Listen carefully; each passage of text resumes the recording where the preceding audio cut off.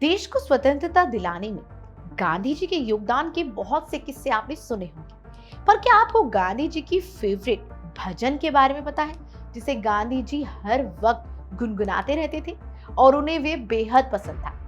गांधी जी का सबसे पसंदीदा भजन था वैष्णव जन, जिसकी ये पंक्ति, वैष्णव जन तो तने कहिए जे पीर पराई जाने, गांधी जी को बहुत प्रिय थी।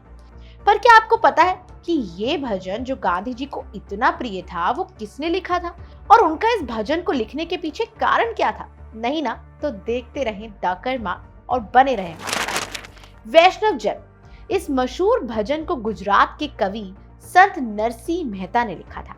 वे नरसिंह भगत के नाम से भी जाने जाते हैं। नरसिंह ने यह भजन 15वीं शताब्दी में लिखा था। गुजरात के रहने वाले नरसिंह भगत वैष्णव संप्रदाय के थे और नगर ब्राह्मण समुदाय में सदस्य थे। गुजराती संहिता में उनका खास स्थान है। उन्हें आदि कवि का दर्जा दिया जाता है। इस भजन से गांधी जी काफी हद तक प्रभावित हुए। उनके विचारों और विश्वास की झलक इसमें साफ दिखाई देती है। नरसिंह मेहता के इस भजन में दूसरों का दर्द समझने, किसी को घमंड न करने, सबको समान रूप से देखने, लालच का त्याग और सच बोलने जैसी बातें बताई गई हैं।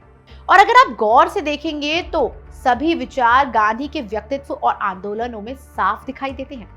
भक्त नरसिंह मेहता बचपन से ही भक्ति में डूबे रहते थे और आगे चलकर उन्हें साधु संत की संगत मिल गई, जिसके कारण वे पूरे समय भजन कीर्तन में व्यतीत रहते थे, जिस कारण घर वाले उनसे परेशान थे। घर के लोगों ने उनसे हर वक्त घर गृहस्थी के कार्यों में समय देने के लिए कहा, किंतु नरसिंह जी पर उसका कोई प्रभाव न पड़ा। जब धीरे धीरे वक्त आगे बढ़ गया और वक्त हो चला था नरसिंह जी की बेटी नानी बाई की पुत्री के विवाह का। नानी बाई नरसिंह जी की पुत्री थी। जब उनकी पुत्री सुलोचना का विवाह तय हुआ तो नानी बाई के ससुराल वालों के मन में शंका थी कि इसके पिता तो गरीब हैं, इसलिए वे शादी का भात कहां भर पाएंगे। यू मस्ट बी थिंकिंग कि भात भरना क्या होता है।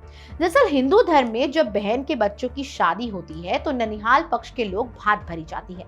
इस रस्म में ननिहाल पक्ष की ओर बहन के बच्चों के लिए कपड़े, गहने, रुपए और अन्य सामान दिया जाता है।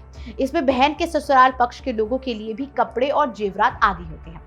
तो अब नानी बाई के ससुराल पक्ष को भय था कि नरसिंह जी साधुओं संतों के संग विवाह में आ जाएंगे, जिससे उनकी बहुत बदनामी होगी।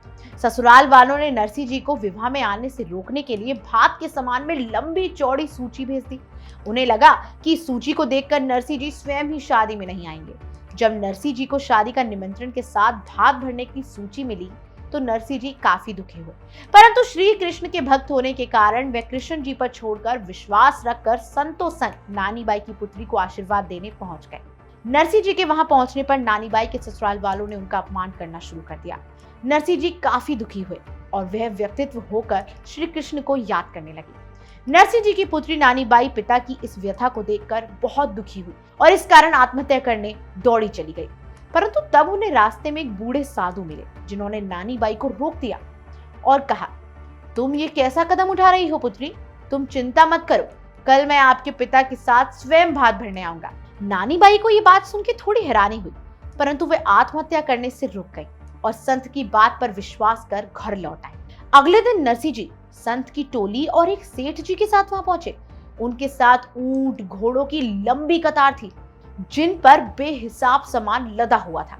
ऐसी बात इससे पहले ना तो कभी किसी ने देखी थी और ना ही सुनी थी। कहते हैं कि नानी बाई के ससुराल वालों के सामने 12 घंटे तक स्वर्ण मुद्राओं की वर्षा होती रही। नानी बाई के ससुराल वाले दंग थे कि ये सेठ नरसिंह जी की मदद कर क्यों रहा है। फिर किसी ने अंत में सेठ जी से पूछ ही लिया कि आप इस नरसिंह को सहायता क्यों कर रहे हैं। सेठ कहने लगे कि नरसिंह का मुझ पर बड़ा अधिकार है, जब वे मुझे बुलाते हैं तो मैं दौड़ा चला आता हूँ। इनके काम करना मेरा कर्तव्य है। सब लोग सेठ की बातों को समझ ही नहीं पा रहे थे कि इस गरीब नरसिंह का इतने बड़े सेठ पर अधिकार कैसे हो सकता है। लेकिन नानी बाई जान गई थी कि उनके पिता सच्चे कृष्ण भक्त हैं और जब भगवान उनकी भक्ति से बंधे हुए हैं, इसलिए उनकी व्यथा दूर करने के लिए स्वयं सेठ के रूप में मायरा यानी कि भात भरने आ गए। दोस्तों, नरसिंह जी की ये कथा हमें ये बताती है कि अगर हम अपने इष्ट पर संपूर्ण भाव से समर्पित कर देते हैं तो उन्हें अपने भक्त के कष्टों को दूर करने स्वयं आना पड़ता है। इसलिए तो कहते हैं, अपना मन करे पर जावे, भक्त का मन ना टलते देखे। कहते हैं गांधी जी को नरसी जी की भात की ये कहानी और भजन कविताएं बेहद प्रिय थी, इसलिए हर वक्त उन्हें गुनगुनाया करते थे। दोस्तों, आपको नरसी जी की ये कहानी कथा कैसी लगी मुझे कमेंट्स करके बताएं। साथ ही आप सभी को गांधी जयंती की हार्दिक शुभकामनाएं। नमस्कार।